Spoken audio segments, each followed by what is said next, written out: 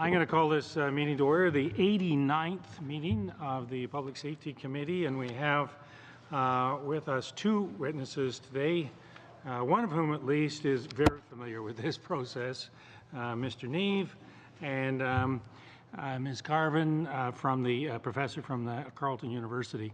And I understand as between the two of you, you cut a deal, and Ms. Carvin, Professor Carvin, you're going to go first. So yes, look forward to what you have to say. Thank you. Great. Well, I'd like to thank the committee for inviting me to speak on Bill C-59, the most comprehensive and far-reaching reform to national security in Canada since 1984.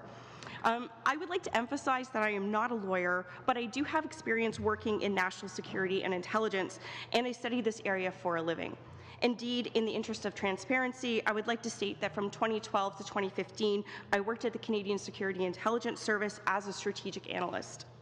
My comments are, of course, my own, but they are informed by my research and experience as the national security landscape in Canada has evolved in a relatively short period of time. All of this is to say that today my comments will be focused on the scope of this bill and address some of the areas that I believe this committee needs to, at the very least, consider as it makes recommendations. First and foremost, I wish to express my support for this bill. I believe it contains four important steps that are essential for Canadian national security and the functions of our national security agencies. First, it provides clarity as to the powers of our national security agencies. There's no better example of this than Part 3, the CSE Act, which gives our National Signals Intelligence Agency statutory standing and spells out its mandate and the procedures to a reasonable extent. Given that the first mention of this agency in law was the 2001 Anti-Terror Act, this bill takes us a long way towards transparency. Second, C-59 outlines the limits on the power of our national security agencies in a way that will provide certainty to the public, but also our national security agencies. In particular, the bill clarifies one of the most controversial parts of the current legislation, formerly known as Bill C-51, that is CSIS's disruption powers. While it might be argued that this is taking away CSIS's ability to fight threats to Canada's national security, I disagree. Having found themselves embroiled in scandals in recent years, it is little appreciated how conservative our national security agencies actually are. While they do not want political interference in their activities, they no doubt welcome the clarity that Bill C-59 provides as to these measures. And let there be no doubt, the ability to disrupt is an important one, particularly given the increasingly fast pace of terror investigations, especially related to the threat of foreign fighters. In this sense, I believe C-59 hits the right balance, grounding these measures squarely within the Charter of Rights and Freedoms. Third, C-59 addresses long-standing problems related to review and, in some cases, oversight in Canadian national security. I will not go over the problems of our current system that have been described as stovepiped by experts and commissions of inquiries.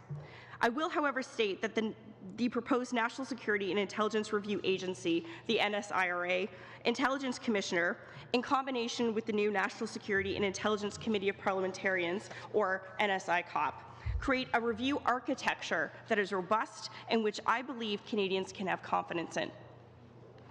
Fourth, in its totality, C-59 is a forward-looking bill in at least three respects. First, the issue of data sets is not narrowly defined in law. While this has been a cause for concern for some, I believe this is the right approach to take. It allows flexibility of the term, but at the same time subjects any interpretation to the oversight of the Intelligence Commissioner, Minister, the use of data sets to the internal procedures of the national security agencies themselves, and limits who may have access, and the review of the NSIRA and NSICOP. Second, it takes steps to enhance Canada's ability to protect and defend its critical infrastructure. Increasingly, we are seeing the abilities of states and state-sponsored actors to create chaos through the attacks on electrical grids, oil and gas facilities, dams, and hospital and healthcare facilities. Much of this critical infrastructure is in the hands of the private sector. This bill takes steps to ensure that there is a process in place to address these threats in the future. Third, C-59 puts us on the same footing as our allies by mandating an active cyber role for our National Signals Intelligence Agency. I appreciate the legal and ethical challenges this raises, especially should CSE be asked to support a DND operation. However, the idea that Canada would not have this capability is, I think, unacceptable to most Canadians and would be seen as unfortunate in the eyes of our allies, many of whom have been quietly encouraging Canada to enhance its cyber presence in the wake of cyber threats from North Korea, China, and of course, Russia. To reiterate, I believe this is a good bill, but there's room for improvement. I am aware that some of my legal colleagues, especially Craig Forsyth, Kent Roach, and Alex, of course, will be speaking to certain specific legal issues that should be addressed to make the laws more operationalizable and compliant with our Constitution. I would encourage the committee to seriously consider their suggestions. However, I'm going to focus on 4 areas that may be problematic in a broader sense that I believe the committee should at least be aware of or consider when it makes recommendations. First, I think it's important to consider the role of the Minister of Public Safety. To be clear, I believe our current minister does a good job in his current position. However, the mandate of the Minister of Public Safety is already very large, and this bill gives him or her more responsibilities in terms of review and, in some cases, oversight. At some future date, it may be worth considering the scope of this ministry. And yet, having said this, I acknowledge a paradox. Requiring the Intelligence Commissioner's approval for certain operations, as is clear in sections 28(1) and 2 of the CSE Act, and potentially denying the approval of a minister is, in my view, at odds with the principle of ministerial responsibility in our Westminster system of government. To be sure, I understand why this authority of the Intelligence Commissioner is there. Section 8 of the Charter insists on the right to be protected from unreasonable search and seizure. The Intelligence Commissioner's role ensures that this standard is met. So why is this a problem? Canada has an unfortunate history of ministers and prime ministers trying to shirk responsibility for the actions of our security services that dates back decades. Prime Minister Pierre Trudeau used the principle of police independence to say his government could not possibly engage in review or oversight of the activities of the RCMP, even when the national security roles of the RCMP are a ministerial responsibility. There is simply a tension here with our constitutional requirements and the practice of our system for decades.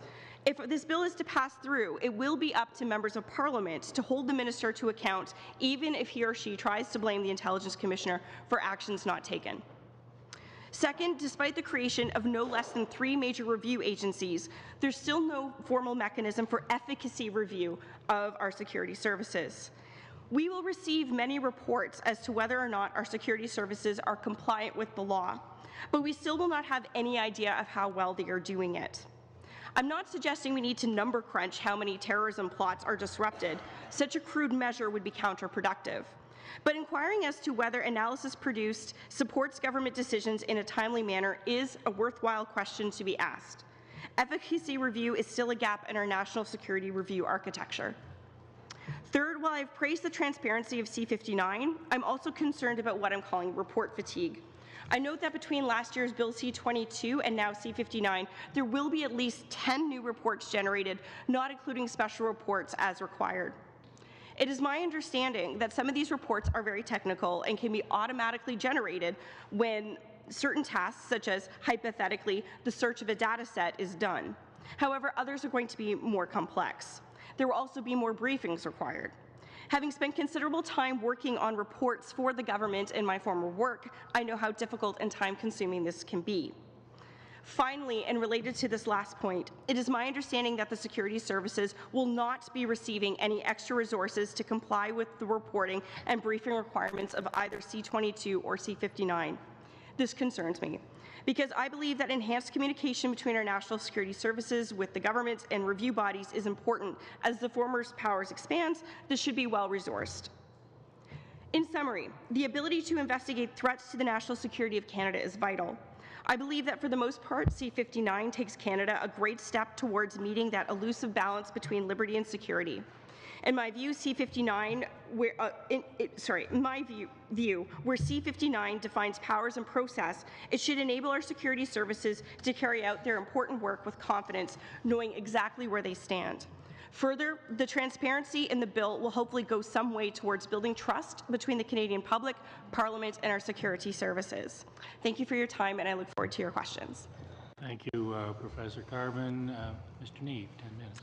Thank you very much, Mr. Chair, and good morning, committee members. Amnesty International certainly welcomes this opportunity to appear before you in the course of your review of Bill C-59.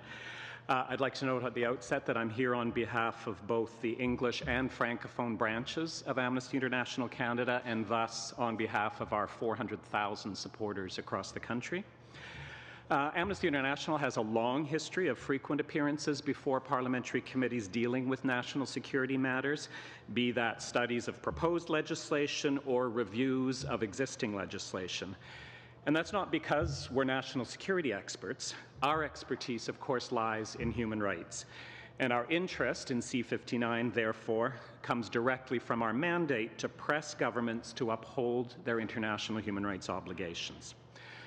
Documenting and responding to human rights violations arising in a national security context, and pressing governments to amend national security laws, policies, and practices to conform to international human rights obligations has long featured prominently in Amnesty International's research and campaigning around the world, long predating September the 11th. National security is often blatantly used as an excuse for human rights violations, clearly intended simply to punish and persecute political opponents or members of religious and ethnic minorities. National security operations have frequently proceeded in total disregard for obvious human rights consequences, leading to serious human rights violations, such as torture, disappearances, and unlawful detention. And without adequate safeguards and restrictions, overly broad national security activities harm individuals and communities who pose no security threat at all. In all of these instances, the impact is frequently felt in a disproportionate and discriminatory manner on particular religious, ethnic, and racial communities, adding yet another human rights concern. Well, these concerns are by no means limited to other parts of the world. Over the past 15 years, Amnesty International has taken up numerous cases involving national security-related human rights violations related to the actions of Canadian law enforcement and national security agencies. These concerns have been so serious as to be the subject of 2 separate judicial inquiries, numerous Supreme Court and federal court rulings, and several significant apologies and financial settlements totaling well over $50 million to a number of Canadian citizens and other individuals whose rights were gravely violated because of the actions of Canadian agencies. I think of Meher Arar, Benammar Banata, Abdullah al-Malki, Ahmed al-Mati, Muyad Nuruddin, and Omar Khadr.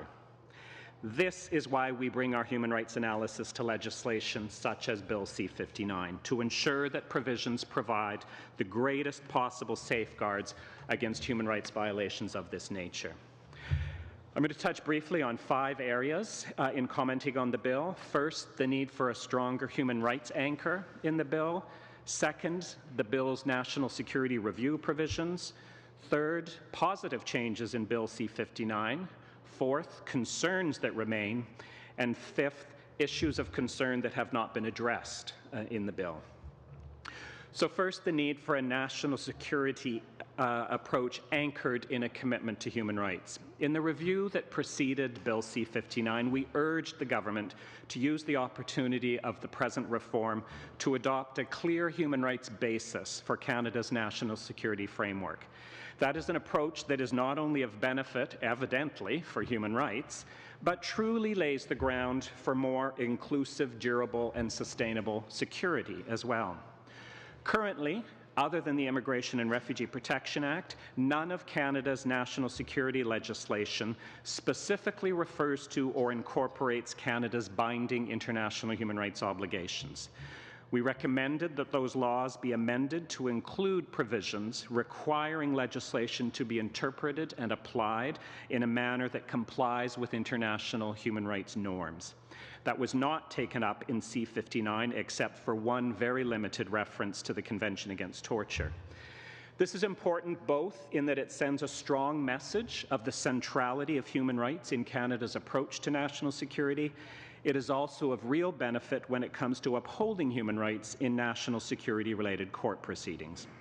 Our first recommendation, therefore, remains to amend Bill C-59 to include a provision requiring all national security-related laws to be interpreted in conformity with Canada's international human rights obligations.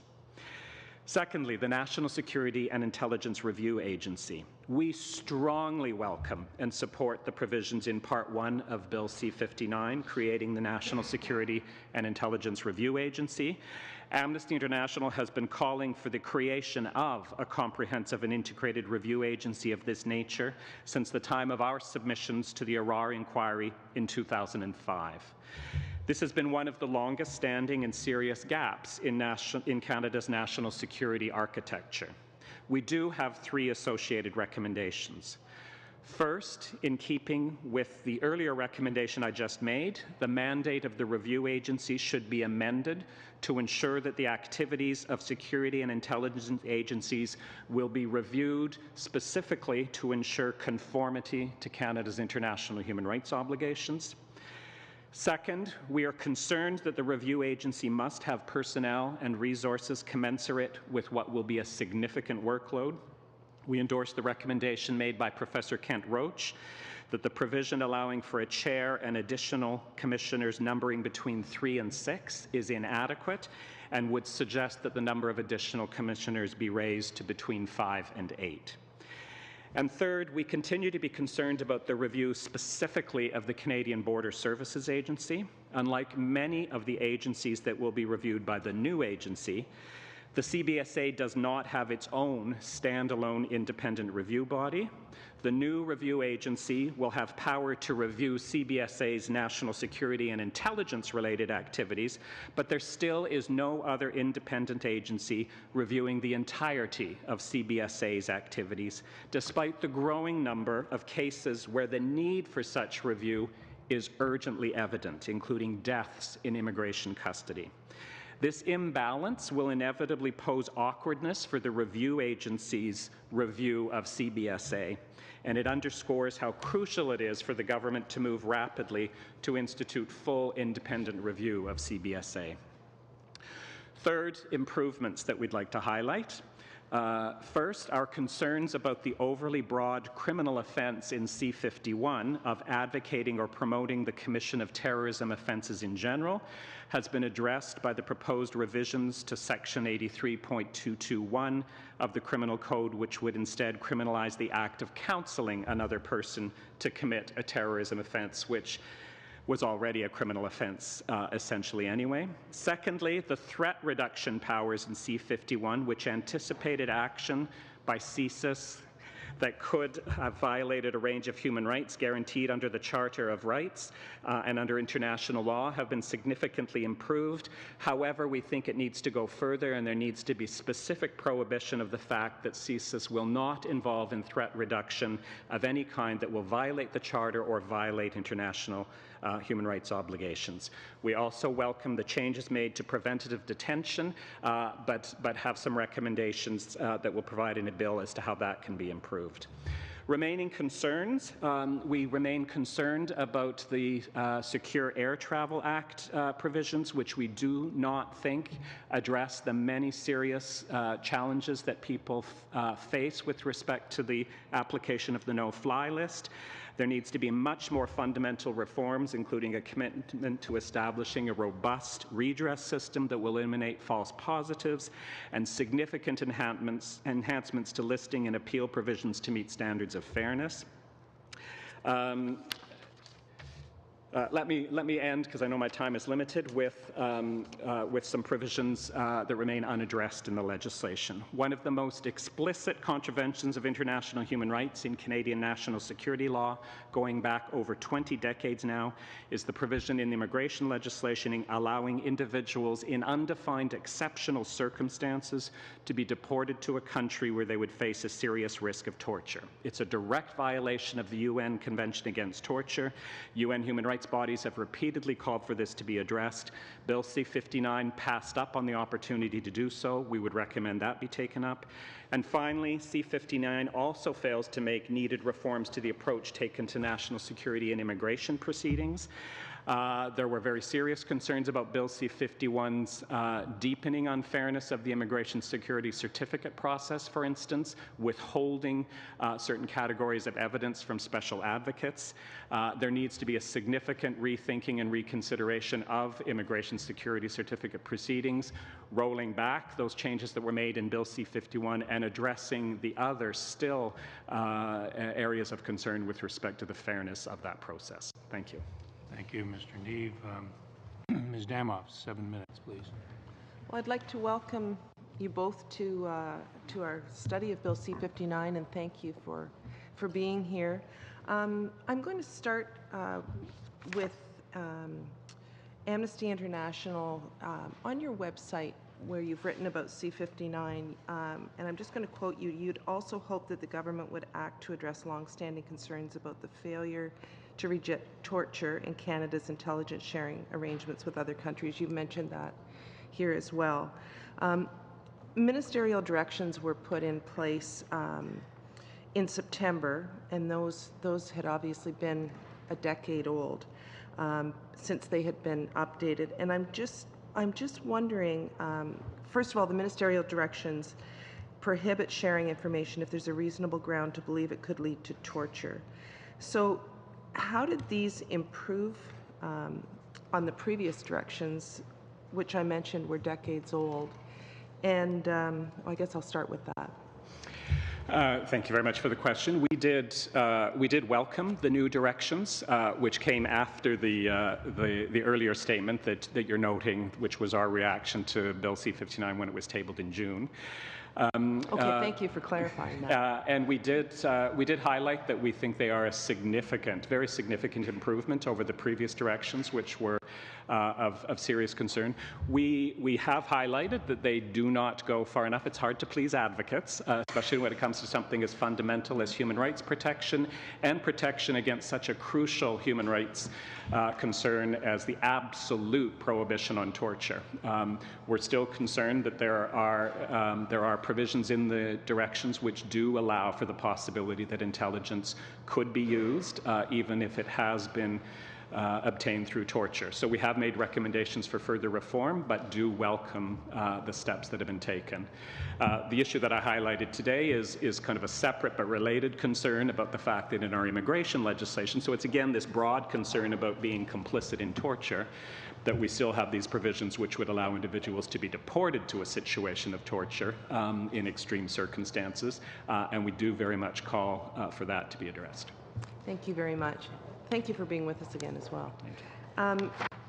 Dr. Carvin, I thank you for being here and for your testimony. You had an article published yesterday in the Globe and Mail along with our panelists that are appearing in the next hour. And you had stated that C-59 builds up the powers of the Communications Security Establishment, but even more critically, it finally tries to draw CSE into the constitutional tent by creating a unique independent approval system for its intelligence activities. We think there's important amendments to be made in these areas, and I'm just wondering if you could highlight for us what amendments you would like to see in C-59 to improve the oversight mechanisms of CSE. Right, thank you very much for this question. So that particular passage has been written by Craig Forseys, who will be speaking on that a lot. I think his entire presentation will actually be on that, so I don't want to preempt what he's going to say. Sure. But it has to do with just ensuring that, again, it kind of just gets to Section 8 of the Charter, making sure that unreasonable search people are protected from that in CSE's operations. As to the specific legal details, I don't like to defer, but I will in this particular case. Thank you. Well, especially since they're here today, right? Right. No, thank you for that.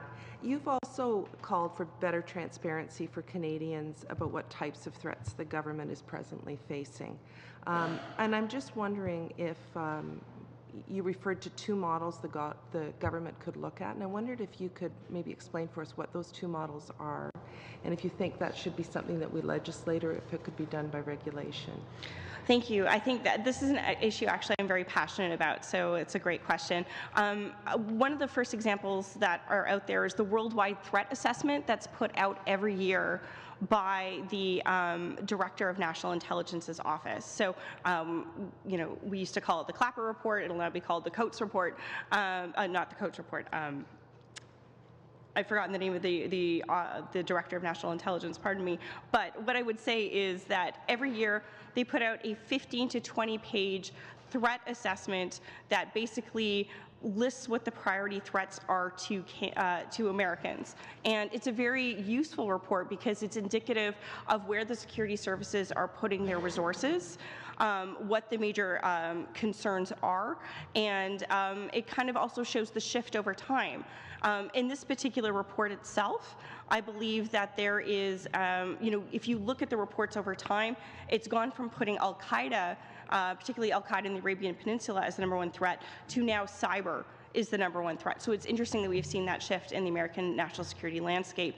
And I think Canadians should know as well. Right now, the only way we really have of knowing these things is through the threat environment section in CSIS's annual report. But that's no longer an annual report. It now comes out every 3 years. And now it's not even really a report anymore. The last report was a YouTube video of the director sitting in front of a camera. And I don't think this is sufficient to explain what the national security threats are to Canadians. First of all, I don't understand why that report is no longer annual. It should absolutely be an annual report. And when I testified on Bill C-22, I said, you know, we need to make sure there's annual reports discussing what these threats are along the lines of the Worldwide Threat Assessment. So I think that would be one area. The other area that we have is we have the Public Report on the Terrorism Threat, which is, again, supposed to come out every year. I don't believe this year's report has come out yet. I'm not entirely sure why, but that is the only interagency report that we have on any terrorism or any threat, not just terrorism, on any threat to Canada. And it's just in one area. We don't talk a lot about espionage. We don't talk a lot about cyber. And these are things that Canadians need to know. So I only have 20 seconds Sorry. left. No, that's okay. But do you think it should be something that's legislated or whether it can be done by regulation? I actually that the report, when I testified on Bill C-22, I suggested it should be legislated, that it should be required every 365 days. I believe Canadians deserve that transparency. Thank you very much. Ms. Danoff. Monsieur Paulus, 7 minutes, s'il vous plaît. 5 minutes, Mr. Paulus. Thank you, Mr. Chairman. Now, Ms. Carvin, you talked about changes in C-59. Can you hear the interpretation? I'll begin again. So, good morning, Ms. Carvin. In your statement, you said that Bill C-59 would limit or change the powers of CSIS. You've worked for the agency, you know it, you know the area. So I'd like to know what the problem is with regard to CSIS. We often hear that CSIS agents had too much power under C-51, and I want to understand why changes were necessary.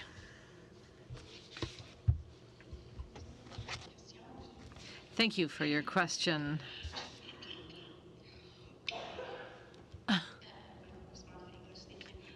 Guys, I have bronchitis. So I think one of the issues is that without guidance, the security services do not know where to step.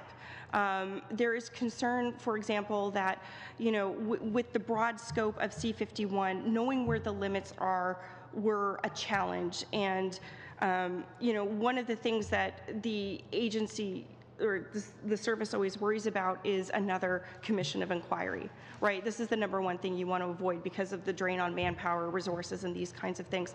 And without adequate oversight, without clear guidance as to where the lines are, the service becomes very scared on where it can actually proceed. And we've seen that, of course. The director has testified, Michelle Coulombe, and now the new director has stated that they haven't really gone for the warranted power powers that were in C-51 that would allow it to violate the charter, as far as I'm aware. So those powers, I think you want powers that are clearly defined in law, that are, have the backing of the government, that have the backing of the courts, or else, a kind of paralysis develops in the sense that you don't want to do anything that could eventually end up with a commission of inquiry again. So this is why I strongly support clearly defined disruption powers. I do believe disruption is important. One of the things that during my time that I saw was just the speed at which terrorism investigations sped up.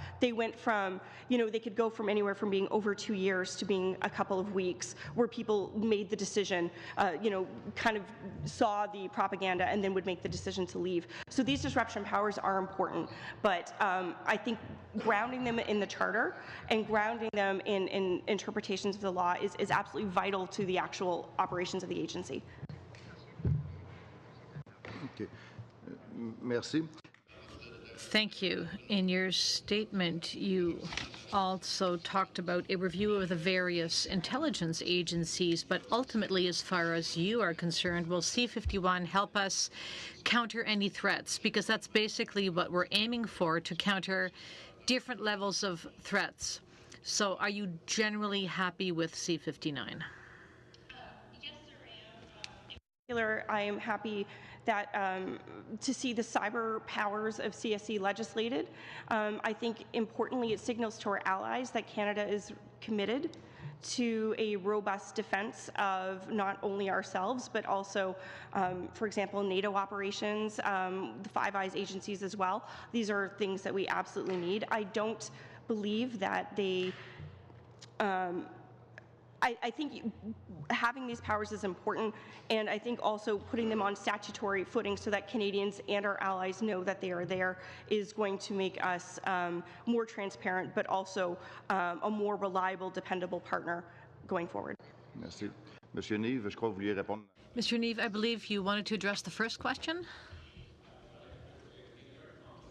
I was going to highlight that we too absolutely agree that the need for much more careful delineation of CSIS's powers when it comes to threat reduction is essential, and that's why this need to enshrine a clear prohibition. The line absolutely needs to be drawn to make it clear that actions that will violate the Charter of Rights, and we would add to that, very importantly, Canada's international human rights obligations, which are binding and which take our actions into a global context, plays a very important role there. Pour continuer sur la... So to stay with the Charter, as it now stands, the major preoccupation is to strike the right balance between the power to take measures and the fact that we must respect the Charter.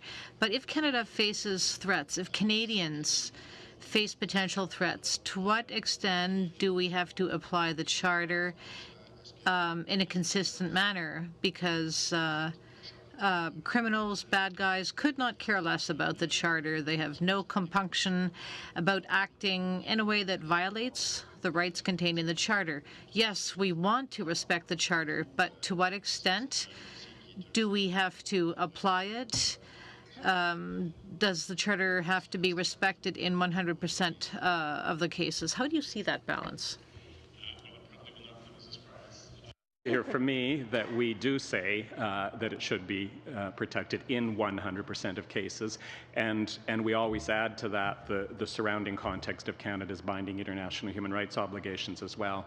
And I think in saying that, it's very important to underscore that human rights framework is by no means inattentive to security threats and other kinds of challenges that governments face in ensuring safety for their citizens. In fact, the international human rights architecture is entirely based on a very clear understanding that governments do face those threats, and has specifically then incorporated that into how human rights protection needs to be upheld. Some human rights International law, freedom of expression being an obvious one.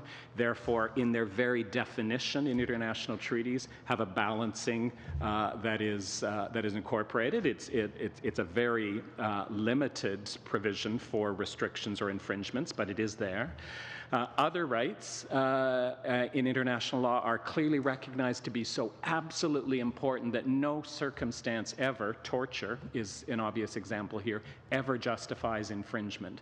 Recognizing that that's devastating from a human rights perspective, but that it also is counterproductive when it comes to security, because allowing torture in the name of security only creates more marginalized community, keeps us more insecure, and leads to more terrorism. Merci, Monsieur Paulus. Monsieur Dubé.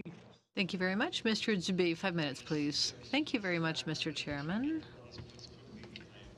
The 7 minutes, but Dr. Carvin, on the Intelligence Commissioner issue, I'm just wondering about the length of the term, if 5 years is enough to have some kind of independence from the government apparatus, and given the fact that they can potentially be reappointed for a second term, would there not be incentive to have some kind of job security in that sense?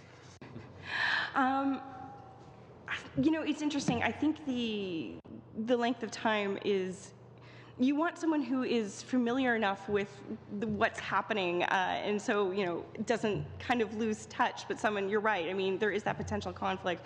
I think a lot of it is also going to depend on the people around the Intelligence Commissioner and the support staff that they actually have in order to kind of you know, that the Intelligence Commissioner is going to have considerable responsibilities on review and oversight. So I believe a lot of it is going to be, you know, the advantage is going to be having someone who has recent experience in understanding the context and things like that, but I think even more importantly ensuring that the people around this individual are well staffed and well funded is going to actually make a difference. So that's on the institutional memory side. In terms of independence, does it cause potential conflicts by keeping the person as independent from, as non-reliant on the executive branch for their job security as possible? I have to believe that our judges are sufficiently pensioned that this is probably not going to be that much of an issue. I'm going to refer to my friend here, Emmett McFarland, who has written considerably on the courts in Canada and has written passionately that the judges are actually independent. So I'm going to base my expertise off of him and the conclusions of his research. And the other question was on the part-time nature of the work. Again, that probably connects to how they will be staffed, but is there any potential issue, especially given that it's actual oversight and not review? Could that cause any problems by having it on a part-time basis? I think we're going to have to wait to see how a lot of these things operate in practice. I would hope that this committee would keep an eye on that and to make sure that this person is, in fact, that the problems you're perhaps suggesting aren't going to manifest. Okay, great. And the last question on the Intelligence Commissioner is, given that it's oversight and not review, there's obviously something novel in that, and that's important. I want to make sure I'm understanding correctly. We're looking more at general authorizations as opposed to specifics in terms of the actions being carried out by different agencies, and so I would want to make sure I'm understanding that right. So they're not actually looking at a specific action being posed, but rather the reasonableness of a general direction that an agency might be going in. Am I understanding that correctly? Oh, right. I don't know if you've been referred to Craig Forces, who'll be on the next panel. He has actually developed a decision tree.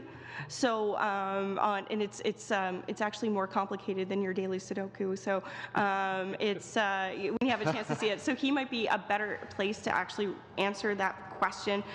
It's my understanding that, yes, it is general, but there are some very specific cases where the Intelligence Commissioner will have to make calls, in particular in defense of critical infrastructure. So, and this is where some of my concerns about ministerial oversight arise. Great, thank you. The next question is for both of you, going to the National Security and Intelligence Review Agency.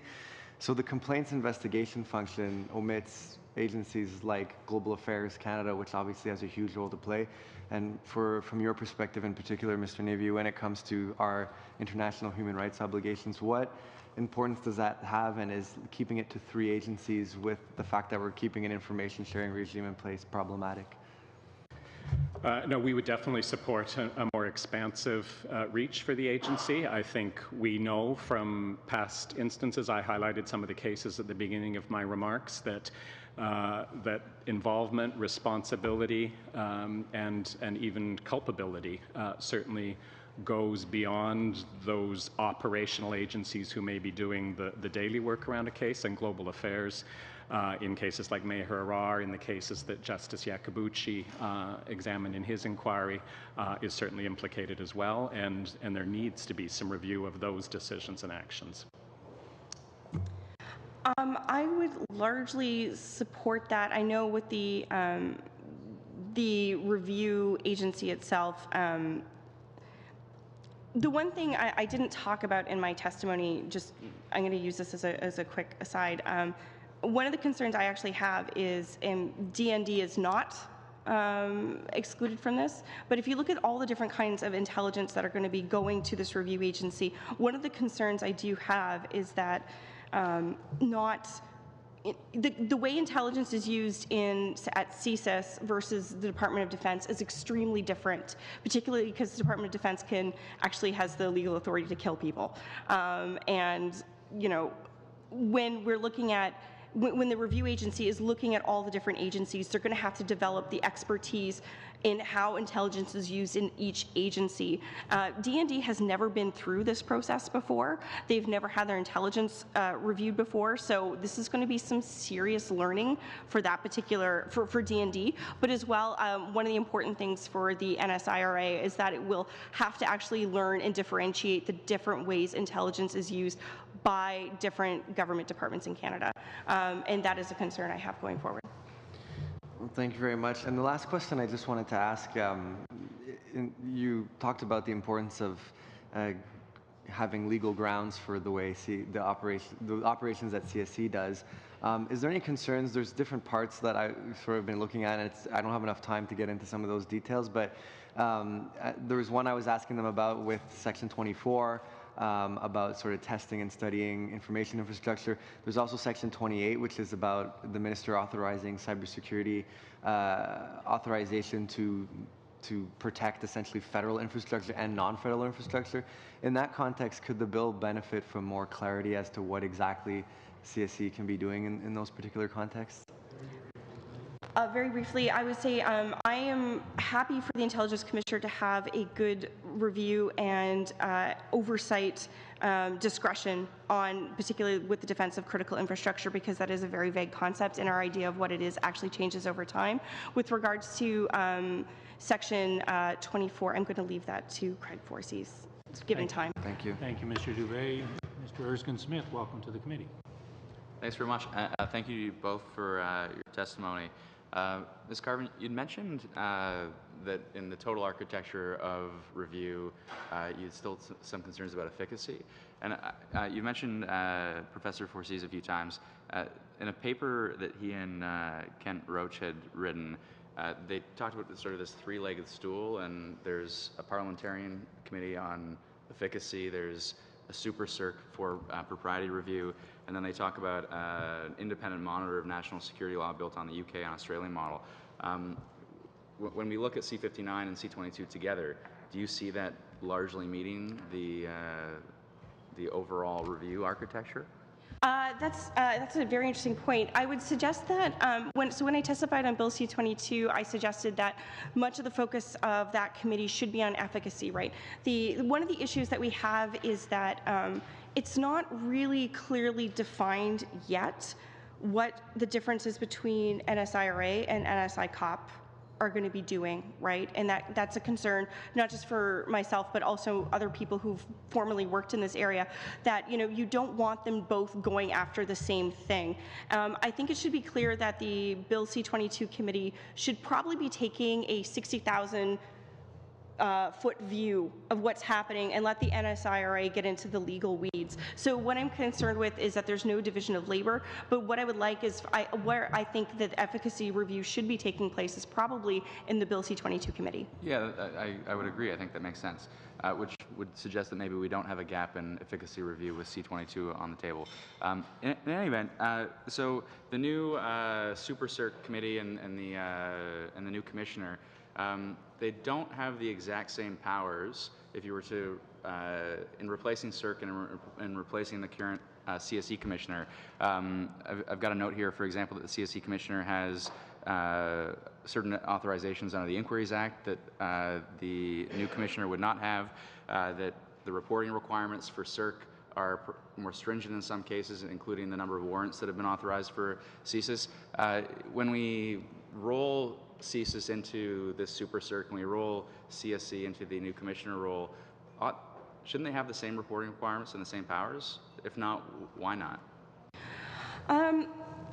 It's my review. I mean, I didn't see those limitations in the legislation when I read them, as perhaps that you put it. It seems to me that the NSIRA actually has an extremely broad mandate, and I think that's a very good thing because they should be able to have that authority. So I know that Wesley Wark, who will be speaking today, is an authority on review. I would encourage you to ask that question to him as well.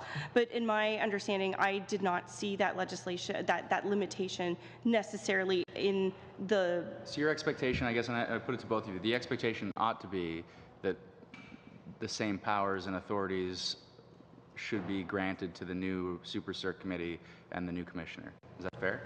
I would say that's the case, and if you believe that's not the case, I would try to make sure that it is to your satisfaction. Mr. Neve?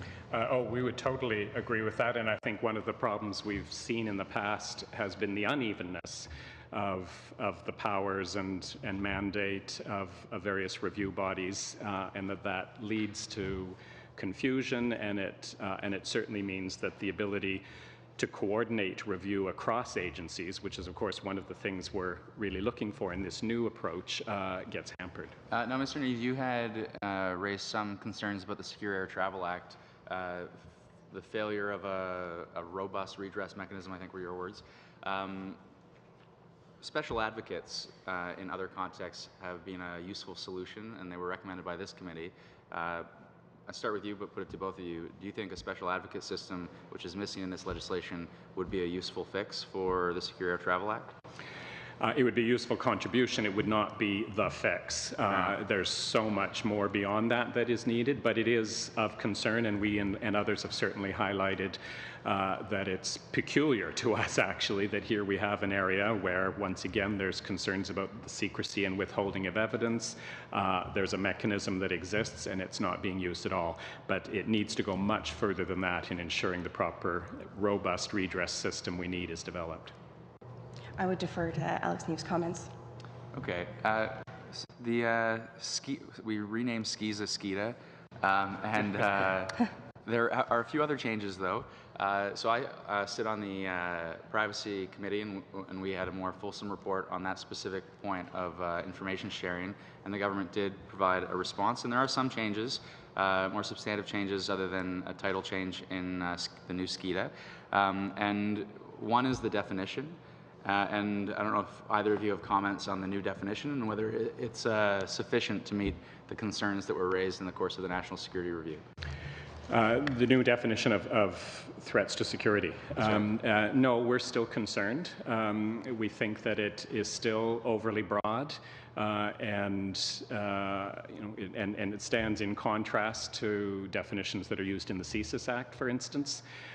And that there's a number of ways in which that definition and how it interplays with other provisions leaves open the possibility that that people will be subject to information sharing processes simply because they've been involved in protest and advocacy in a context where it perhaps connects up with opposition to critical infrastructure like pipelines, etc.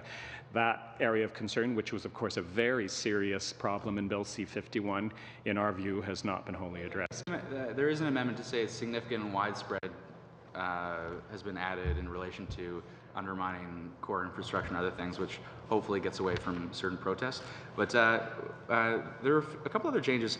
One is there's a debate about the disclosure threshold of relevance versus necessity, and certainly this committee and the Ethics Committee recommended a necessity threshold in accordance with the Privacy Commissioner. We don't see that in this bill, but we do see an increase, I think, from relevance to contribute to the exercise of the recipient institution. Is that adequate in your view, Ms. Carvin, Mr. Neve? unfortunately. Do you want to? The only thing I have a general comment. So do you have something specific? I mean, obviously, we would always support the stronger protections from a human rights perspective. Not as good as you might exactly. like. Exactly. All right, fair enough. So Thanks very much. necessity offers better protection. Thank you, Mr. Harrison-Smith. Mr. Motts, 5 minutes. Thank you, Chair, and thank you to both of you for being here today. I'm going to focus on you for a couple of minutes, Dr. Carvin, if I could, and specifically your past as a strategic analyst with CSIS intrigues me a bit. As you know, there's several oversight groups are created or adjusted in the new bill. And what pitfalls might you see in effectively communicating intelligence and threats with the new structure? So you're referring to the SCIDA changes. If anything, I actually thought the definition was probably widened in the current legislation as it stands. There was actually a limitation in C51, kind of in the what I know, Mike, I keep referring to Craig, but we podcast a lot, so we're kind of melding into one, but he refers to it as the chapeau piece, and that actually was taken away. So if anything, actually the ability to share information is actually technically broader under this legislation, which I think some people actually have concerns with. But I agree that we absolutely fundamentally have to protect information sharing. And so if reforms are made, we have to bear this in mind. It's not just important for terrorism. I mean, usually the classic example of passports are used in trying to stop someone with a passport from leaving the country, but also the Investment Canada Act, the ability to share information under that is absolutely essential to our national security. So as it stands, I don't see major changes in this bill, but if reforms are coming from this committee, I think that should be kept in mind. Okay, thank you. Again, from your experience, how do you think the frontline security staff would respond and see the changes that we just talked about? My view is that they actually want clear guidelines. They want to know where they can step and where they can't step. And the reason for that is they want cover, in the sense that they want to know where they're actually operating is in the correct legal area. So I think in providing them that, and I believe this legislation does, while of course leaving important things like data sets up to kind of more review and oversight rather than a specific legislated guidance, I believe that that is the correct approach to take. Okay. You had indicated in your report or your statements at the front end about the security reports, the documents that the threat analysis and threat assessments that have been done. Can you give us some pros and cons of the current threat analysis documents and how experts in the community can make use of them differently with C59? Do you mean the public reports? Yes. Right. So in some ways, I think what we're going to learn is from these is how these powers are being used, how often they're being used, and whether our security services are having difficulty complying with the law. What they're not going to necessarily reveal is what the threats are that these powers are being used against. And again, this is an area that I do believe the Canadian government, people are worried about foreign fighters. We've seen this in the last month's coverage of the foreign fighter issue, and I can understand why Canadians are concerned. But at the end of the day, if we communicated these threats better in a more reasonable manner and provided a kind of separate threat assessment or a more robust threat assessment of the communities, the national security community, I think that would go some way to helping. But I think the transparency where it's going to be valuable is for someone like me, again, is trying to know. You can see, for example, are these powers being used more? Are they being used less? Why are they being used more? Is there an increasing threat, etc.? That's from a public document perspective. As you know from your life, my colleague Ms. Picard, myself, information sharing is absolutely critical to any sort of national security and sharing of information. Does this act, the new changes, provide for frontline people what they require to do their job rather than the siloing that has occurred and can occur? Is your information sharing going to be effective with this new legislation? Again, I don't see any restriction, overly broad restrictions here in terms of sharing information in the legislation. As I noted earlier, if anything, I think it's actually in a lot of ways wider than the previous legislation, so I believe that won't be a problem. How the guidance is translated if the legislation as written is passed, a lot of this will depend on their managers and how this is specifically done, but that will be seen in the review process. Thank you, Thank you. Mr. Motz. Mr. Picard, with the final 5 minutes, please. I'm going to go in French, if you don't mind. Ma première question, Monsieur. The first question, Mr. Neve, you talked about torture. How can we protect the good intentions and the good faith of our intelligence agencies, our security agencies, regardless of what government is in power, because these agencies always do the same work? How can we ensure that the information they give us does not come from torture abroad?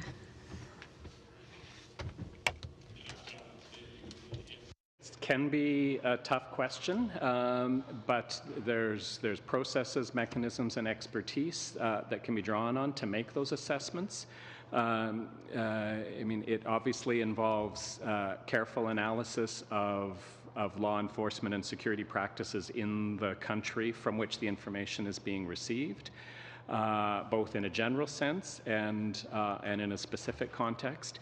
There is no perfect equation or process through which information can be filtered and a clear and conclusive determination made that it has or has not been the result of torture. That's why there's a threshold here. What we're looking for is there a serious reason to believe that it has been obtained through torture. Les chances sont que si le cas échéant, l'information. If the information is indeed the result of torture abroad, I would learn that after the fact, not before. It's rarely written in the report. So what do I do with the information? How do I manage this information which may or may not have been received through torture, or if I find out that it has indeed been obtained through torture? It's been obtained through torture, and even more so if conclusively it's been possible to determine it has been obtained through torture, then in our view it should be disregarded and not used in security and intelligence practices. What if I have to act on the information? You rarely have 3 or 4 weeks to act on information, especially if a threat is imminent.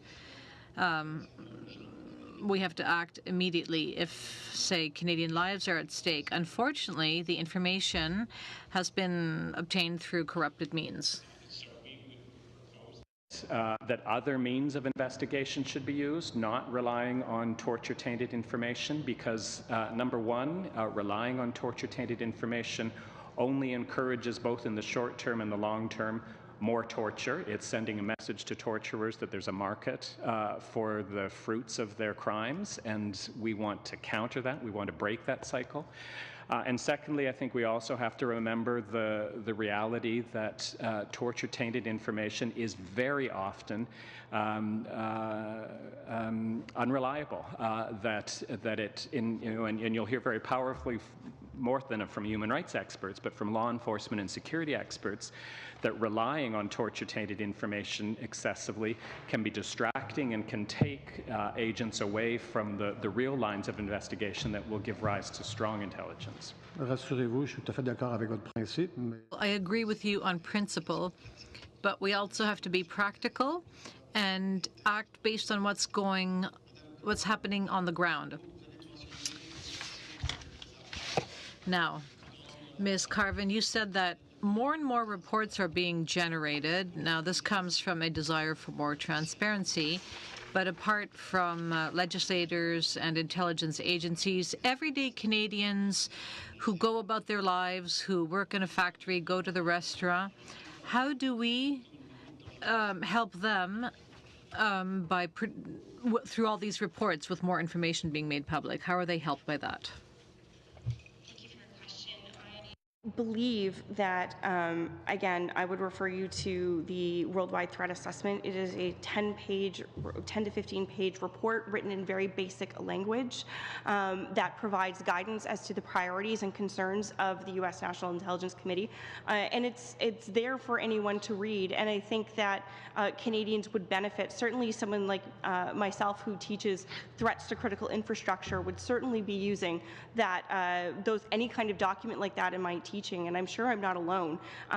There's a lot of university campuses that are teaching now terrorism, national security, and we need to be educating students about the kinds of threats that they will be working on if they choose to go into a law enforcement career or a national security career.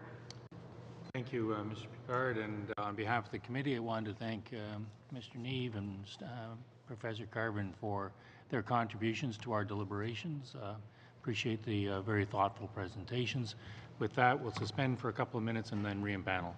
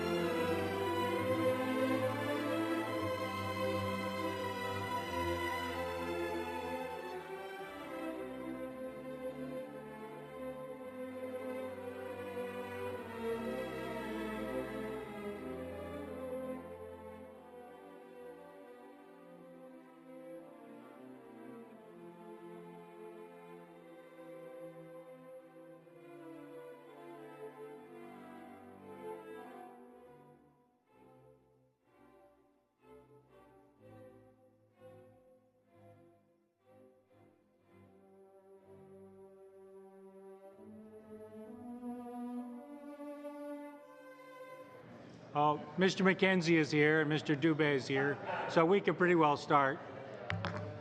Yeah. Yeah. Thank you. If I could ask Ms. DeBruzen to stop occupying the time of our witnesses.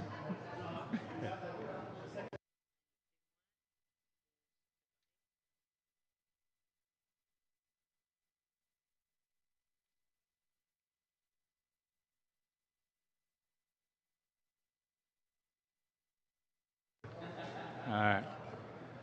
Okay, let's get started again. We have with us our two witnesses, Professor Forze and Professor Warwick. I don't know whether you two have decided who goes in what order. Maybe you should play rock, paper, scissors, or the alternative, go with seniority. So I'll leave it to the two of you to sort that out. All right, well, Wesley's pointed at me, so I will go first. I wish to extend my sincere thanks to the committee for inviting me here to speak on Bill C-59. It's always an honor to be asked to share my observations before this committee. My colleague Kent Roach is appearing before you next week. He and I have divided up C-59. Today I shall be addressing the new Communications Security Establishment Act and the amendments to the CSIS Act. I support most of the changes C-59 makes in these areas. I recognize the policy objectives they seek to address. I believe the statutory language is usually carefully considered and robust, but I do have one serious concern. I begin with the CSE Act and make my single recommendation for today. I respectfully submit that this committee should amend Section 23 sub 3 and 23 sub 4 to indicate CSE may not, without ministerial authorization, contravene the reasonable expectation of privacy of any Canadian or person in Canada. And those two provisions are found on page 62 of the PDF of the bill. I have provided a brief to this committee describing the rationale for this change. And I should disclose I've been an affiant in the current constitutional lawsuit brought by the BC Civil Liberties Association challenging CSE activities, but today I appear on my own behalf. To summarize my concern, while engaged in foreign intelligence and cybersecurity activities, CSE incidentally collects information in which Canadians or persons in Canada have a reasonable expectation of privacy. But this is done without advance authorization by an independent judicial officer and thus likely violates Section 8 of the Charter. Bill C-59 attempts to cure this constitutional issue through a ministerial authorization process, one that involves vetting for reasonableness by an intelligence commissioner, a retired Superior Court judge. This is a creative and novel solution. It preserves a considerable swath of ministerial discretion and responsibility. It is not a full warrant system. Still, given the unique nature of CSE activities, I believe it constitutionally defensible. But the new system will only resolve the constitutional problem if it steers all collection activities implicating constitutionally protected information into the new authorization process. The problem is this. C-59's present drafting only triggers this authorization process where an act of Parliament would otherwise be contravened. This is a constitutionally under-inclusive trigger. Some collection of information in which a Canadian has a constitutional interest does not violate an act of Parliament, for example, some sorts of metadata. The solution is simple.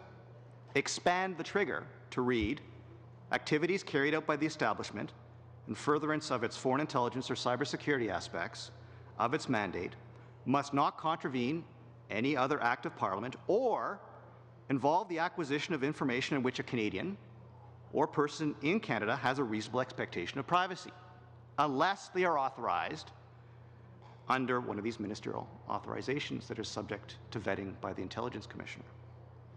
This may seem a lawyerly tweak, but if we fail to cure the existing problem with CSE's collection authorization process, a court may ultimately determine CSE has been collecting massive quantities of data in violation of the Constitution. Such a finding would decimate relations with civil society actors, placing CSE squarely in the crosshairs of a renewed controversy and making it very difficult for private sector enterprises to partner with CSE on cybersecurity without risking reputational fallout themselves. With C59, we have a chance to minimize this kind of problem. I turn to the CSIS Act changes. C59 does three things. First, it permits CSIS new authority to collect and potentially retain so-called data sets. Here, the tension lies in balancing the operational need for CSIS to be able to query and exploit information against the privacy imperative. Rather than prescribe hard standards for what may be included in data sets, C59 opts for a system of in-advance oversight. The Intelligence Commissioner is charged with approving the classes of Canadian data sets that the Minister has deemed may be initially collected, and the federal court authorizes any subsequent retention of actual data sets. While I am wary of the idea of data sets, I cannot dispute the rationale for them, and I can find no fault with the system of checks and balances. I have one concern about the retention of information that's queried in exigent circumstances. I don't know that the bill has the same checks and balances there, but I'm happy to address that further in questions. The second CSIS Act change relates to revisions to CSIS's threat reduction powers introduced in C51 in 2015. These provisions were rightly controversial.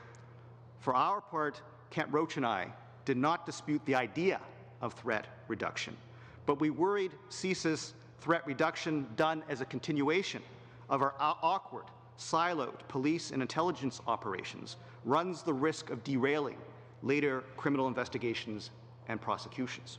This would be tragic from a security perspective. From a rights perspective, C51 lacked nuance.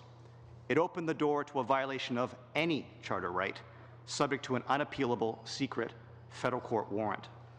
The regime was radical and, in my view, almost certainly unconstitutional. It was, therefore, unworkable, whatever the strength of the policy objectives that propelled it. C59 places the system on a much more credible constitutional foundation. It ratchets tighter the outer limit on CSIS threat reduction powers. By barring detention, a power I sincerely doubt the service ever wished, it eliminates concerns about the many charter violations for which detention is a necessary predicate. And by legislating a closed list of activities that can be done where a warrant is authorized, Parliament tells us what charter interests are plausibly in play, essentially free speech and mobility rights. I believe that if threat reduction is to be retained, this new system reasonably reconciles policy and constitutional issues. Last, C59's CSIS Act changes create new immunities for CSIS officers and sources engaged in intelligence functions who may violate law during those activities.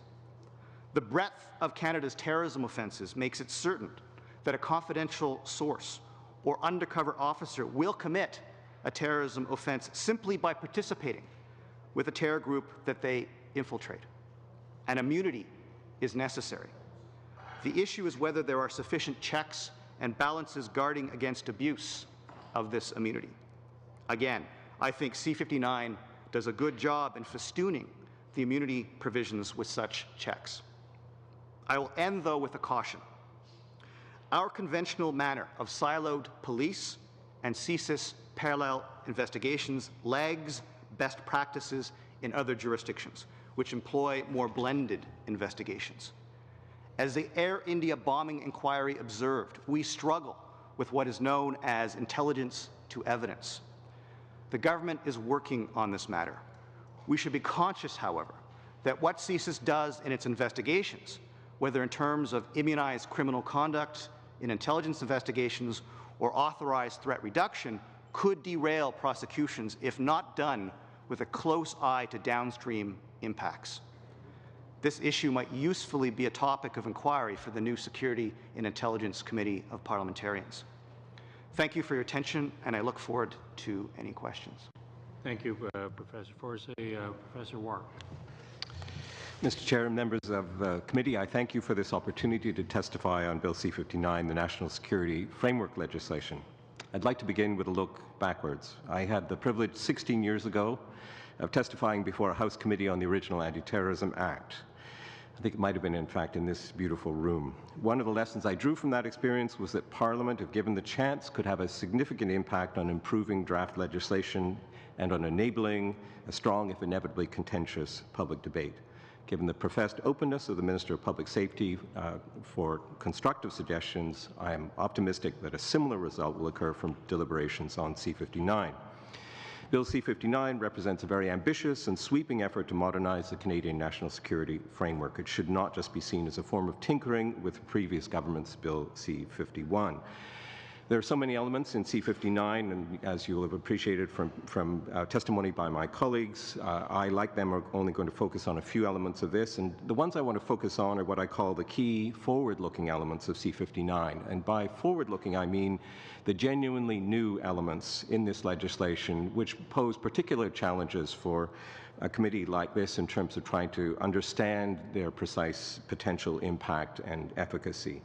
And those three brand new elements, I think, are particularly visible in parts 1 to 3 of the legislation. So that's what I'm going to concentrate on, but I'd be happy to take questions on other aspects of the bill. Part 1 of the Act creates a National Security and Intelligence Review Agency. I fully support this concept and its rationale, and it is exciting to me to see it embraced by the government. The challenge will be ensuring that the architecture can be made to work. To bring the legislation to life, it will be important to ensure that NAZIRA, as I'll call it, has the right fiscal and logistic resources, a high-quality talent pool in its secretariat, excellent working relationships with the security and intelligence agencies, and a viable work plan.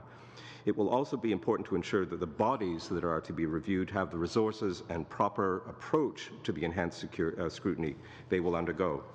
NAZIRA, Part 1, needs, in my view, a few fixes. One has to do with the mandate at Section 8. I believe that the national security and intelligence activities of the RCMP should be specifically listed at Section 8A. It is important to be clear in the legislation that NAZIRA will take over some of the current review activities of the Civilian Review and Complaints Commission for the RCMP, as it is doing for CERC and for the Office of the CSE Commissioner. This should not be left simply to coordinating amendments buried in the back of the legislation. The committee will also note that NAZIRA enacts only a partial solution to the problem of dealing with national security complaints at Section 16 and following. Its complaints remit is restricted to CSIS, CSE, and complaints regarding the RCMP that have a nexus in national security. And I would urge the committee to hear from the Commissioner of the Civilian Review and Complaints Commission about how well they think the legislation enables the NAZIRA complaints mandate when it comes to the RCMP. Finally, there's an important issue of membership, as you've already heard, on NAZIRA. This is at Section 4 of the Act. The procedures proposed are disappointingly, to me, an automatic carryover from CERC. But CERC membership has had a sometimes deeply troubled history. Membership size and profile needs, I think, to be rethought. In my view, the CERC membership should be enlarged to allow for more diverse and expert representation and to reduce the burdens of members hearing complaints. NAZIRA membership should also reflect, in my view, a wider range of expertise on security and intelligence issues, including expertise on security threats, on intelligence practices, on international relations, on governance and decision-making, on civil liberties, on community impacts, and on privacy. And that's 7 sets of expertise right there. The ability of NAZIRA to get up and running once legislation is passed will be vitally dependent on the continued strength, capacity, and forward planning of the Security Intelligence Review Committee, which will be NAZIRA's core. It would be very unfortunate if anything occurred to weaken CERC in the transition. Part 2 of the bill, with regard to the Intelligence Commissioner, legislation to establish an Intelligence Commissioner to engage in proactive oversight of aspects of the work of CSE and CSIS is a novel concept that has no counterpart that I'm aware of among our Five Eyes partners. We are being truly innovative here. The concept has been adopted, I believe, as a made-in-Canada solution to ensuring the legality and charter compliance of some of the most sensitive and important operations conducted by our main intelligence collection agencies, CSE and CSIS. With regard to the function of the Intelligence Commissioner, I would like to offer two thoughts and one recommendation. One thought, it will be important that the system is and is seen to be a way of ultimately strengthening rather than diluting ministerial accountability, even while it gives some oversight powers to the Intelligence Commissioner. Second thought is the ability of the Minister to retain traditional powers of accountability while ceding some decision-making authority to the Intelligence Commissioner is linked, in turn, to the working of new reporting mechanisms proposed for Part 1 of the Act.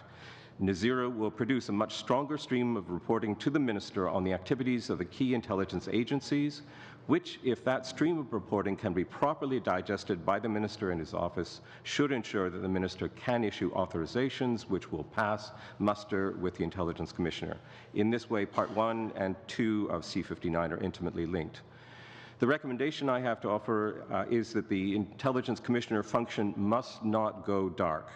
The Office of the CSE Commissioner, on which the function will be partly based, produced an annual report to the Minister that was tabled in Parliament. This has been the practice since the Commissioner's office was established in 1996. There is no such requirement at present for the Intelligence Commissioner. I believe the Intelligence Commissioner should be required to table an annual report that would review the Commissioner's activities and findings. And then Part 3, the CSE Act. I fully support the importance of creating separate, modernized legislation for CSE, distinct from the National Defence Act. CSE is one of Canada's most important, if not the most important, intelligence collection agency. It provides our principal contribution to the Five Eyes Intelligence Partnership. Getting the CSE Act right is vital to Canada's interests and deserves close attention by the committee. CSE received its first enabling legislation with the passage of the Anti-Terrorism Act back in 2001. It is that legislation which is being modernized with C59. There were no changes to CSE legislation proposed in the previous bill, C51. The CSE Act expands the current three-part mandate of CSE by adding two additional powers for what are called active cyber operations and defensive cyber operations. Let there be no mistaking that these are major new powers for CSE. Both kinds of operations require ministerial authorization. Active cyber operations engaging overseas targets require the consent of the Minister of Foreign Affairs. There have been some concerns raised in Parliament about the need for such consent. I think it is absolutely essential, given the volatile nature of such operations and their potential for blowback against Canadian international interests. Active cyber operations are what I call a digital form of covert operations, somewhat akin to classical Cold War covert operations designed to destabilize the capacities of a foreign adversary. In addition to blowback effects, they can also engage an escalatory spiral, as we saw, for example, in the aftermath of the cyber operation known as Stuxnet that targeted the Iranian centrifuge Cascade that was central to their uranium enrichment program and nuclear weapons development. Active cyber operations require high degrees of intelligence knowledge and technical skills. They also require high degrees of political oversight and strong agency command and control. It is also important to understand that many, if not all, of the operations that CSE might conduct in future under its active cyber operations mandate will be mounted within a Five Eyes context. I don't think we're going to be going it alone on these ones. All the more reason for there to be what has been called a dual key approach. Neither active nor defensive cyber operations require the consent of the Intelligence Commissioner, something the committee might want to look into, but such operations will be subject to review by the new National Security and Intelligence Review Agency. The CSE Act is a very complex legislation. It might be a lawyer's dream, but it will be a layman's nightmare to read. I'm just concluding, Chair. It contains some very important provisions that are sprinkled throughout the bill with little connecting narrative thread. My recommendation with regard to Part C is that there should be a values principle built into the legislation, perhaps at the mandate section, to draw together some of these different component parts, and I will provide a brief on that. I was going to add a brief set of remarks about what isn't in the legislation, but I'm happy to address that in questions. Thank you. Thank you, Professor Ward. I don't know whether you should be more depressed or me. I think I was in this room 16 years ago as well on the Justice Committee, sitting right there listening to your presentation. Ms. DeBruzen, 7 minutes, please. Thank you to both of you.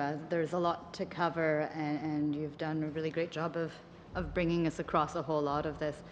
The first thing I was going to ask is just actually a slight homework piece. Professor Forces, I saw that you had drafted some flow charts about decision making, and I was wondering if you would be able to provide copies of that to the clerk for the committee to be able to use.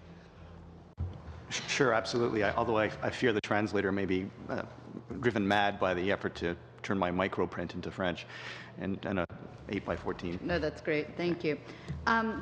First, this is quite lengthy in legislation that we've been discussing, and one of the questions that comes to me when I speak to people in my community, and we do have a private member's bill in the House that's proposing it right now, is just repeal C-51 and leave us where we were pre-C-51. So just on that broad question, if I can ask first, and I can either one of you, why not just repeal C-51 and leave it where we were? I guess my response would be that, certainly from my perspective, Kent Roach and I did not dispute the policy objectives that C-51 was trying to accomplish, with one exception, that is the new speech crime. We thought it was unnecessary. And so if one were to repeal those provisions that C-51 introduced, one would be left still with the policy issues that would have to be addressed. And so I see C-59 is dealing with those same policy issues, but putting each of the powers on a more sustainable footing. I would agree with what my colleague, Professor Carvin, said earlier, that not only is this just a question of constitutional niceties, it's also a question of certainty, and that many of the powers that were introduced by C-51 were clothed with such vagueness that the services might be disinclined to try to test them for fear that they would run afoul of a court or a commission of inquiry subsequently. So again, policy objectives were real. The drafting, in my view, was insufficient. Just briefly, I would say something I think very similar, but expressed slightly differently, which is that, in my view, C-51 had good elements and bad elements. And I think that was also the Liberal Party's position, frankly, when it was the third party in opposition, that there were some elements they could support and some elements that they were committed to overturning if they ever came into office. And C-59 represents some effort to fix the so-called problematic elements of C-51, but it also provides space to add what I think are important new dimensions that were not addressed in C-51. So I would think it would be a time-wasting exercise, frankly, to go back and just reveal, simply eliminate all of C-51 from the law books. Better the approach that's been taken here. Thank you. Professor Forces, when you were talking about data sets, I had a couple of questions. First of all, do you find that the definitions for data sets in Part 4, are they sufficient? Data sets are not robustly defined, and so the definition of data set is fairly open-ended. It's an electronic record characterized by a common subject matter without further resolution as to what that means. And so left with a vague definition, I turn instantly to what checks would exist to rein in an egregious, overbroad understanding of what a data set might be. As compared, say, to the Security of Canada Information Sharing Act, where I agree with what was said before, that concept is overbroad as well. Here, this overbreadth is controlled by in-advance authorizations by independent individuals. The Intelligence Commissioner in relation to classes, authorizing classes for purposes of initial acquisition, scrutiny then by a limited designated employee for purposes of then approving, at least for Canadian data sets, retention of that data set by a federal court judge who is entitled to superimpose requirements on how it can subsequently be queried and exploited. And so it's a dynamic, the definition is broad, but there's a dynamic means of limiting its scope so that there are individuals independent of government who can look over the shoulder of the service and make sure it's not run amok. Professor Rook, did you have something on Sure, that? just very, very briefly. I mean, I would say just in a slightly broader context that that the world of intelligence collection and national security protections that we live in now is one that absolutely requires intelligence agencies around the world to engage in the collection of data sets. And I think it's better to have this presented to the public in legislation as an acknowledged fact of life in the intelligence world. The challenge is, how to control the use of data sets, which mostly consist of metadata. And from my perspective, the legislation does not a bad job in that regard. The biggest question I have about it is the legislation would like to draw distinctions between foreign data sets and Canadian data sets and surround each of them with different legal protections. And I understand that in theory. In practice, and I've raised this with CSIS and CSE officials, in practice I'm not sure how that's going to be done, because we're talking about a much more blended pool of information. And so I would encourage, I think, the committee to hear some more precise testimony from officials involved in thinking through the data set problem as to whether you can really distinguish between these two things, because if you can't, the legal surround that we're trying to provide for it doesn't make a whole lot of sense. All right, thanks. I only have a minute and a half, so I wanted to jump to retention issues. You had raised with data sets concerns about retention issues. Can you please outline those briefly? So my single concern really relates to the circumstances in which the director of CSIS can authorize a query of a data set that hasn't gone through the regular retention process that involves the federal court, for instance. There's no indication in the statute as to what the service can then do with the product of that query. For regular queries, there are rules about retention and what circumstance can it be retained. For exigent queries, those rules are not there, and so I'm not sure whether this is a glitch in the drafting or whether this is intended.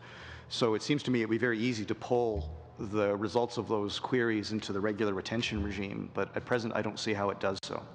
Do you have any suggestion with 30 seconds as to how we would word that if we were trying to... Off the top of my head, I would just make it clear that the results of queries done in exigent circumstances under 11.22 should be tied into the rules on retention that you find in 11.21. I'd have to, obviously that's going to require some tinkering. Yeah, that helps. Thank you. Thank you, Ms. de Bruzen. Monsieur Paulus, 7 minutes, s'il vous plaît. Merci, Monsieur. Thank you very much, Mr. Chairman. If I understood correctly, and it's important for the committee to understand and to follow up on what my colleague asked about C51 versus C59. What I understand is that at the time, C51 was brought about to address an urgent situation in a matter of national security, and today C59 is refining, tweaking C51. C51 was necessary, and this is just part 2, if you will. Would you say that? The drafting of C51, so I can't comment on the circumstances that drove its manner of drafting. Certainly C51 opened the door to the service doing threat reduction of any sort, which before was a disputed issue. And so we know from what the director has said that I believe now approximately 30 times the service is engaged in threat reduction, albeit never crossing the line to threat reduction that might violate a Canadian law or transgress a charter right. What C59 does is it opens the door to a more assertive use of threat reduction where it could in fact violate a Canadian law, which would require a warrant, but sets up a warrant system that I think would survive an inevitable constitutional challenge. And so it broadens the ambit of useful powers for the service. And if I can give you an example of where this may come up, in the course of an investigation, the service is engaged in an intelligence investigation and it decides that for public safety reasons, it needs to swap out an explosive material in the possession of a target with an inert material so that it doesn't any longer pose a security risk as the service continues its security intelligence operation. So now it's possible for the service to get, with warrant, authorization to do threat reduction to break and enter for the purpose of swapping out that material. And C59, I think, makes it more likely that confronted with that request, the court would think that this regime was plausible. Okay. Merci. Thank you. This morning we didn't talk about this, but recently the no-fly list was in the news, and false positives. What can you tell us about those? I suppose a couple of things. One is that false positives are a regrettable reality, I suppose, of any kind of list of this kind, whether it's a Canadian list or a list composed by our allies, and an effort has to be made to try and ensure that the number of false positives are as small as possible, and that if false positives do emerge, as a recourse mechanism. As you'll be aware, the government is working on regulation and technical practices that would allow basically the government to control the SATA list, the Secure Air Travel list, rather than it being in the hands of airlines to determine who should board and no board with consultation with the government. It would be a centralized function. That's, I think, a very necessary reform. Government officials have testified that it's before this committee, it's going to be a complex reform and going to take some time. It's certainly worth pressing the government, I think, to make sure that that key measure takes place. And as it takes place, it will make, in fact, the government responsible for false positives rather than there be a kind of murky responsibility shared between airlines and the government itself, and they will be better placed to try and address it. They're engaged in temporary measures of redress, which may or may not be satisfactory, but the overall solution, I think, will have to come with that centralized mechanism and the funding for it. Might I also make a comment very quickly? So there are two sorts of false positives. There's the false positive that stems from when the person has the same name as someone's on the list, and that's the discussion we've been having of late. And that's where a redress system, I'm not really that person, sort of redress system is effective. But there's also false positives in the sense of a person who is the person the government has targeted, but they feel that they've been wrongfully listed, at which point there's an appeal process. But the appeal process is done in a secret environment where there's no special advocate. And so one of the recommendations is to have a special advocate who can provide an adversarial challenge in that appeal process. Et est-ce que vous pensez que C-59 actuellement? Do you believe that C-59 in its current form will address the false positive problem? Because the issue is mentioned. As far as you're concerned, does C-59 fix the problem? Monsieur Paulus, not completely, and I think perhaps the government would recognize that. It's creating a different circumstance in which the minister has to respond to appeals for redress, and that's a small fix. But I think the real fix goes beyond the legislation itself and is contained in steps the government has promised to take, but hasn't yet unveiled. Merci. Je reviens à la partie. Thank you. I'd like to come back to part one of the bill on the new agency. We also have a new committee of parliamentarians under a new piece of legislation. This would complement the new agency created in C-59. We, on the Conservative side, were for the creation of this committee, but we voted against it ultimately because information would be centralized in the office of the Prime Minister. So I would like to know what you think about that situation. Paul, who I think both Craig and I have testified previously on C-22, and certainly my view is that it's important to be, in a way, realistic about what is proposed in C-22 as a practice and what is necessary. Anytime you give a committee of parliamentarians access to highly sensitive information, you have to surround that access with controls and protections. And the challenge is to make sure that in doing that, you don't intrude too much on the work of the committee itself. From my perspective, C-22 reaches a reasonable balance in that regard. I don't regard the control, as you put it, of the Prime Minister's office over the information flow as something that is likely to impact in practice on the ability of the committee to do its work. It has many challenges ahead of it. It has only just recently, as you know, been stood up in terms of the members that are going to appear. The executive director has not yet been appointed, so it's very much in its infancy. But I think basically my view is that the legislation hit for until we learn otherwise through experience, hit a reasonable balance. Thank you, Mr. Paulus. Mr. Dubé, 7 minutes, please. Thank you, Chair. And while you're reminiscing, I'll spare you where I was 16 years ago, because that might be embarrassing for all of us. I want to focus on the changes to CSE because I don't think we quite have the institutional memory on that aspect, given that it's mostly been something that National Defense has dealt with in the appropriate committee. The amendment that you suggested, Professor Forsays, does that affect sections 27 through 54 that deal with the different authorizations that the minister can give? Because there's a lot of mentions of acts of parliament in those sections of the bill.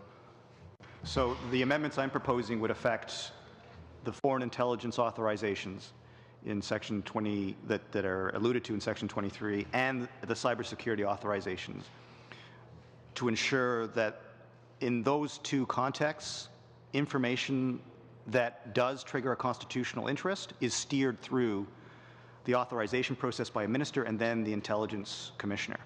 My amendments do not then also superimpose that authorization process on defensive cyber or active cyber. So this is confined only to the surveillance, if you will, the surveillance competency of the communications security establishment.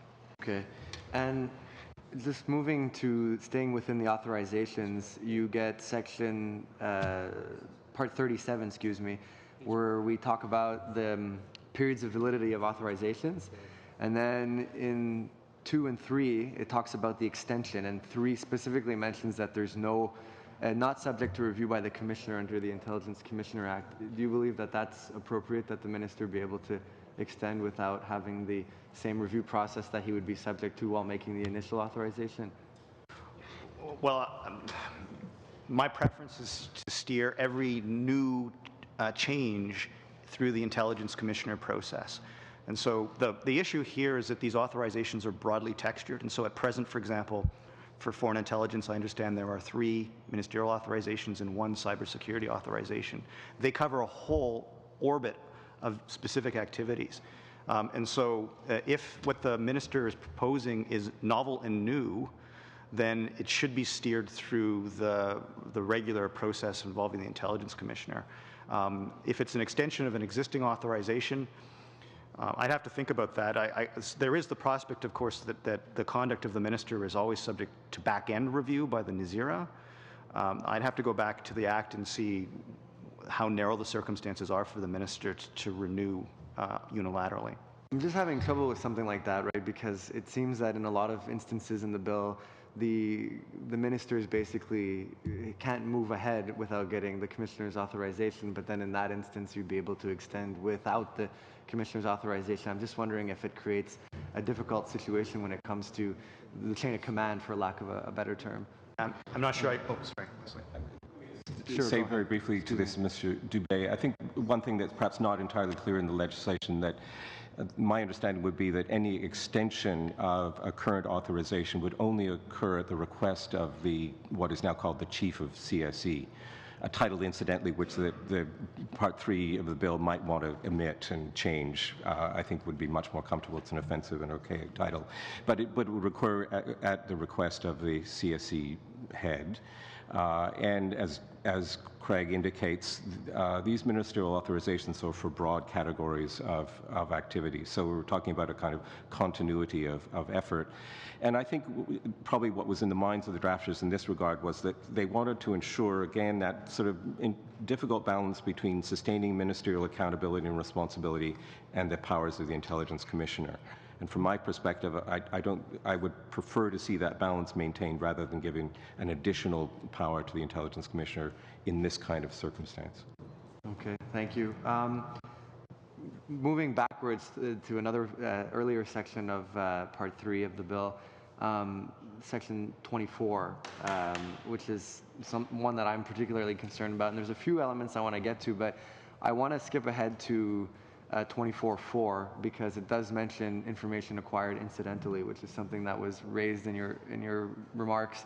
The establishment may acquire information relating to a Canadian or a person in Canada incidentally in the course of carrying out activities under an authorization, those going back to those authorizations issued under subsection 27.1, 28.1, or 2, or 41.1. Is there sufficient safeguards beyond these vague notions of privacy for that kind of information being collected through the course of CSE's activities? So that essentially sub 4 constitutes that for greater certainty, it is possible legally for the service, or CSE rather, to acquire information incidentally in the course of its properly authorized foreign intelligence and cybersecurity conduct. That information, in terms of that incidentally acquired information, would presumably then be pulled into the retention rules and how you're supposed to govern that information. And so there are provisos about protecting the privacy of Canadians. The other aspects of Section 24 are a little bit different, and if you'll forgive me, I'll just comment on those. So the other ones allow the service, notwithstanding the general admonishment that they're not supposed to direct their activities at Canadians or persons in Canada, to, for certain limited reasons, overcome that barrier, and for research, for instance. The issue then for me is, well, what happens to the information, the personal information that might be acquired over the course of those authorized conduct? Is that information then, how is that information going to be dealt with? Is there a requirement that it be expunged or deleted if it's done for research purposes, or are there other safeguards in place? And just lastly, very quickly to both of you, because I'm on my last minute here, just going quickly to another part of the bill on the metadata or data sets, depending on your preference, it seems to be a synonym more than anything. But this issue, and I tried to ask the director of CSIS about this, but it seems unclear to me in what way they will parse through sort of, because their operations will be authorized, it seems to me, in a more general way. And so the way they choose to retain doesn't necessarily seem to be subject to the same kind of scrutiny. It's not going to be piece by piece of the information, but rather this sort of general collection of data sets. Am I misconstruing that, or just perhaps seeking some clarity in the last 30 seconds that I have? So in relation to Canadian data sets, the classes of data sets have to be approved by both the Minister and the Intelligence Commissioner. Then individual data sets, if the service chooses to retain them, that retention has to be subject to court approval, and the court can impose conditions on queries and exploitation. So the individual data set is subject to closer scrutiny by an independent judge. Now, the other aspect is data set's more than metadata. It doesn't have to be metadata. It can be content information. We're going to have to get to a more fulsome response at some other date. Mr. Fragiskatos, 7 minutes. Thank you, Chair, and thank you for being here today, both of you.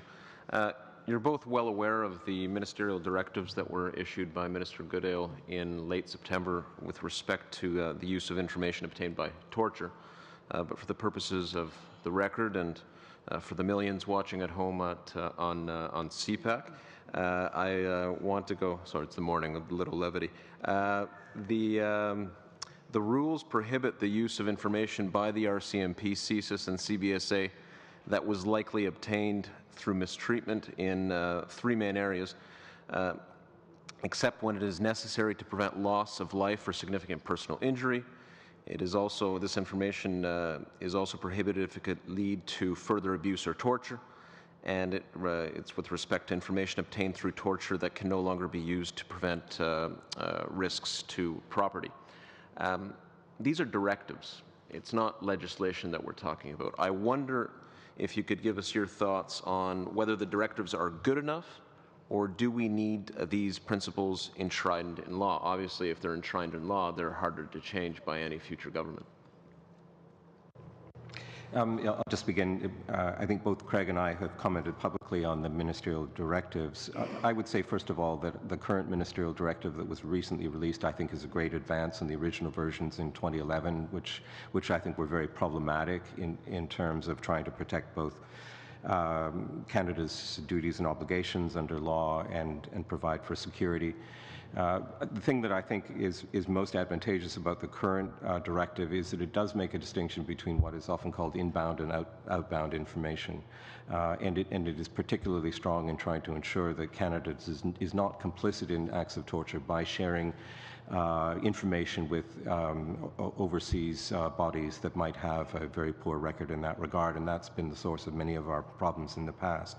With regard to inbound information, there is always the challenge of trying to know whether exactly or not it might have been derived from torture. You can have your suspicions, but no foreign intelligence agency is going to tell you directly, by the way, we got this from torture.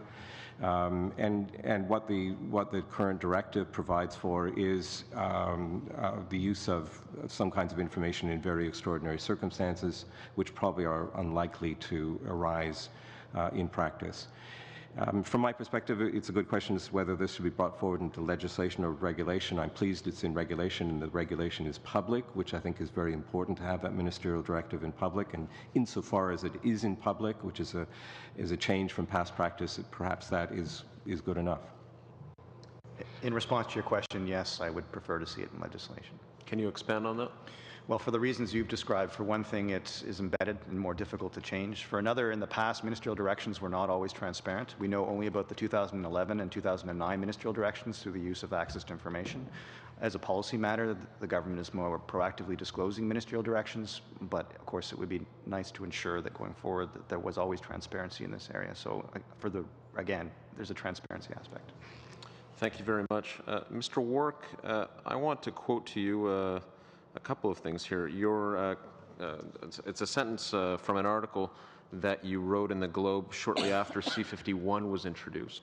And here you say that, quote, strength and accountability may well be our best bet to ensure that new security powers are balanced against rights protections.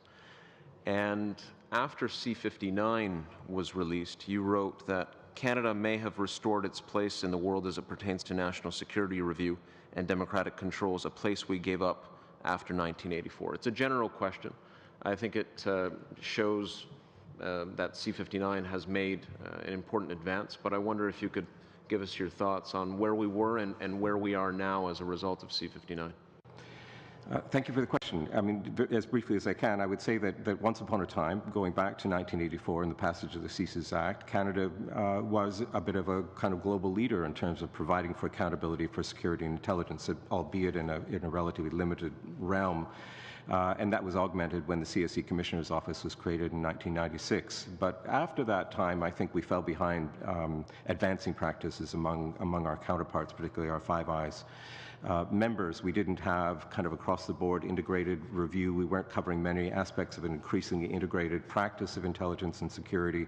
We had no parliamentary capacity to really dig into the classified information, which is the lifeblood of a security and intelligence system. So I think my view is that with regard to both the creation of NAZIRA, the Intelligence Commissioner, and the legislation that has been passed to create a committee of parliamentarians, National Security and Intelligence Committee of Parliamentarians, that package puts Canada, I would say, in a leading position in the world in terms of providing for accountability. In theory. Now we'll have to see how well it is actually put into practice. But we have certainly the bones of a very impressive system for accountability, and now we'll just have to make sure that we can make it work. Thank you. With about a minute and a half left, I wonder if you could expand, Professor Warwick, on what you said in your opening remarks about consent that would be necessary from the Minister of Foreign Affairs for active cyber operations. You said that you think this is a good idea. Could you go into a little bit more on that? Sure, just very briefly, I think it's absolutely vital, and in one of an earlier draft of remarks to the committee, I was going to cite some examples where additional eyes on issues like this might have been helpful. So I'll just take this advantage, this moment to say, thanks to the Snowden leaks, thanks in quotation marks, we know of some instances of CSE operations which probably needed more careful thought before they were implemented. The most egregious example, I think, was the operation which CSE was involved as part of a Five Eyes operation to target the Brazilian Department of Energy and Mines.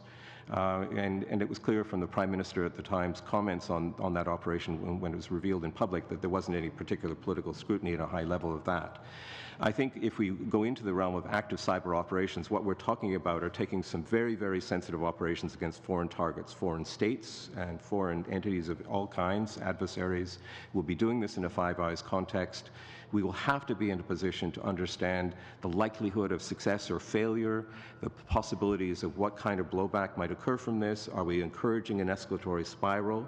And that was the reason I mentioned the Stuxnet attack on the Iranian infrastructure, which was designed to damage their nuclear weapons program, but resulted in the Iranians ultimately launching a cyber attack themselves on Saudi Arabian oil industry. So, there is that escalatory blowback dimension of this, and I think the Minister of Foreign Affairs needs to be involved in terms of providing consent to give eyes to the international dimensions of what might happen if we decide to do this. What are really to give more eyes to the question of costs and benefits. Thank you, Mr. Fragiskatos. I suppose that after 1984, C-59 puts us in a brave new world. Mr. Motz. No comment about 1984. As we know that you can't wrap regulations and ministerial directives together. They're not the same.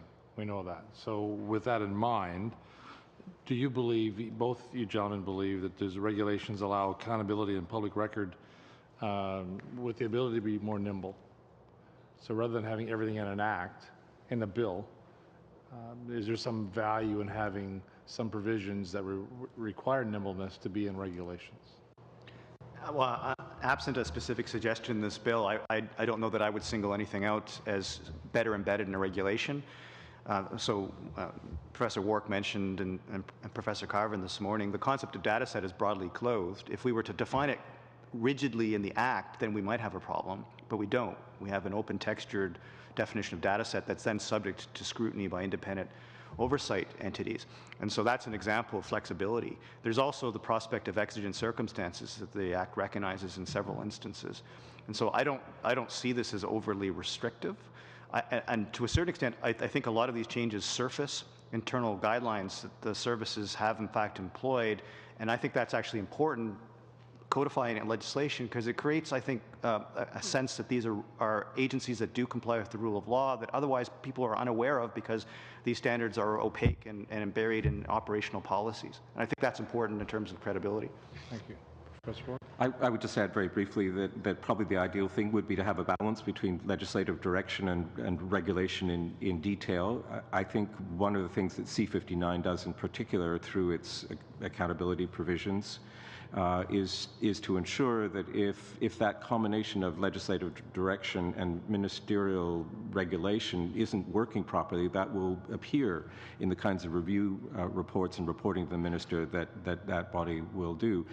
I would also say that although this remains, I think, a work in progress on the part of the government, I think it will be very important to roll out as quickly as possible the government's commitments on national security transparency, what it's sometimes been referred to as the Transparency Charter.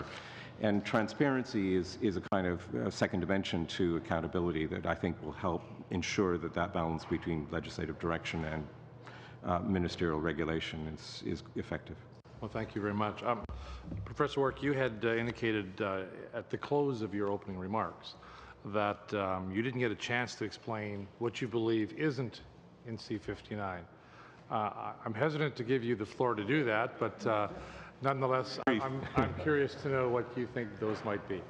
Mr. Motz, I greatly appreciate the opportunity. I'll be very, very brief on this, but I think these are very, very important issues, and of course no piece of legislation, as sweeping as it might be, is going to capture them all, but there is lots of work to be done to truly modernize Canadian intelligence. So I'll give you my short list. There's a longer list. The short list is, Professor Carvin referred to this in a different kind of dimension. I think Canada needs a comprehensive national security strategy. We've only issued such a thing once back in 2004, and a commitment to updating it. I think that we need, crucially, because C-59 in terms of new powers is all about collection, we need an integrated, properly resourced, centralized intelligence assessment function. This is one of the, I think, the great gaps in the system. I think this is a subject for another debate of long-standing. We need a dedicated foreign intelligence agency distinct from CSIS. We need to move forward, as I said, with the proposed National Security Transparency Charter. We need a revision and updating of the Security of Information Act, which was part of the old Bill C-51 and is now, I think, completely out of date. We need modernized access legislation, particularly to resolve issues around access to basic subscriber information. And there's more, but that's my short list. So in the final 30 seconds or so that I have left, can we ask as a committee that you would provide those to us in writing at your convenience? Absolutely. Thank yes, you very much. I will do that. Appreciate it. We have maybe a minute and 3 questions. Okay. Yeah. I got 3 questions, yes or answers. So first, we've got on record Mr. Fursees wants special advocates. Mr. Wark, do you think we should have special advocates in the no-fly list system? Just yes or no? Yes. All right, perfect. I feel like it's jeopardy. Both of you testified before the Ethics Committee and before this committee on SCISA, now SKIDA. You suggested fixes that are not in this legislation.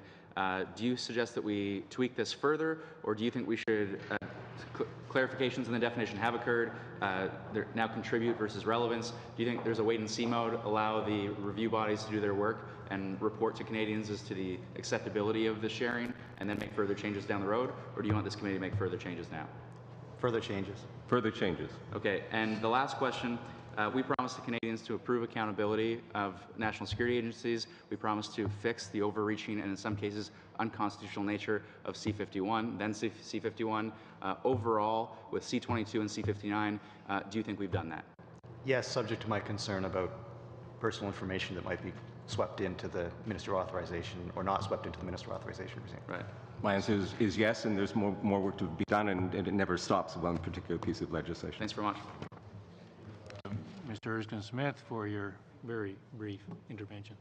I want to thank both of you on behalf of the committee for your not only your presence here today, but your thinking and your contributions to the shaping of this legislation. It is indeed a really good example of the government and non-government community working together to shape what I think pretty well everyone's agreeing is a better piece of legislation. So thank you, and with that, we'll adjourn.